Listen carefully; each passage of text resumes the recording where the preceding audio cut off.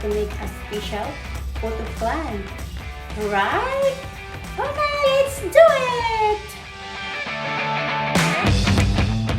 So here's the ingredients for the rice puto. 2 cups of soaked rice. This is what we did earlier. We soaked it for 6 hours. 1 cup of coconut milk. 1 cup of white sugar. 1/2 cup of evaporated milk. 1/2 teaspoon of salt. 3 teaspoons of baking powder. And 1/4 cup of butter. Okay. First, we have to drain this water.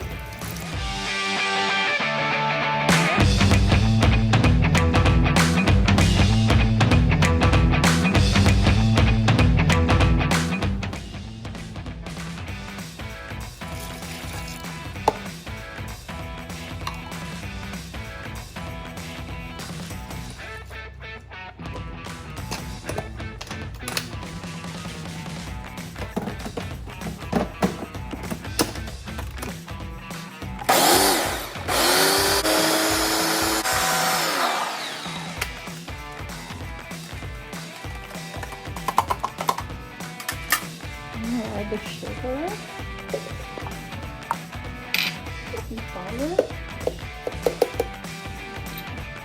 salt, water.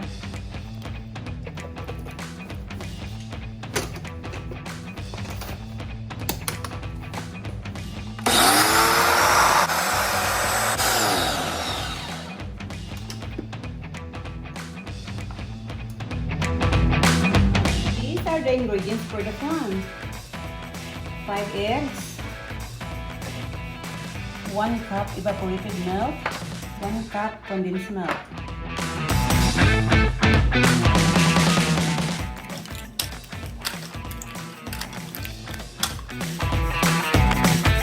Condensed milk, evaporated milk. We're going to pour the flan in the motor. Okay.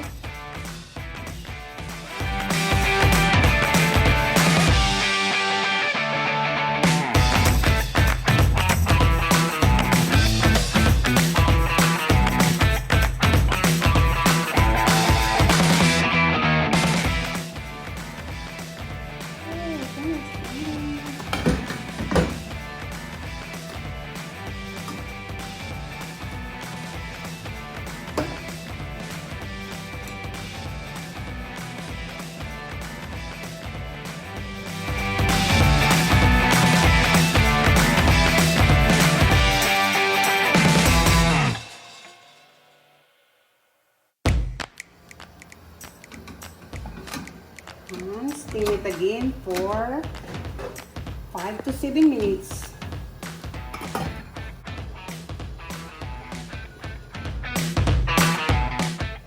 Alright, it's done.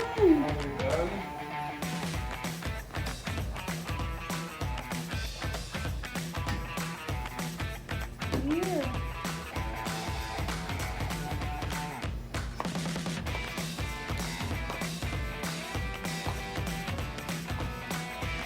Have to let it cool down for a while. It's too hot.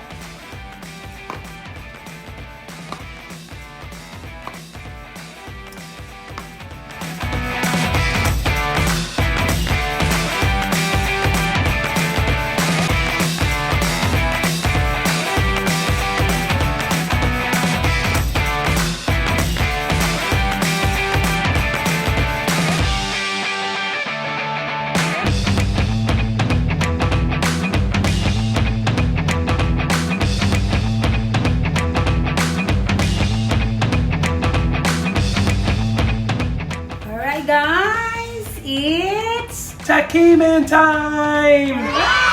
Here's our puto flan or puto flan. Puto Flan. Okay.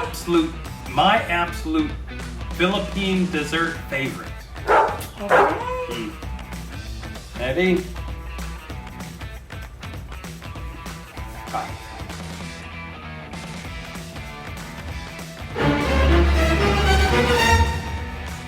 Mmm. Sarap. Very sarap. Fluffy? Mm-hmm. Fluffy and yummy. Oh. Alright guys, thank you. Thank you for watching. Until next time, bye for now. Bye. I want to eat more.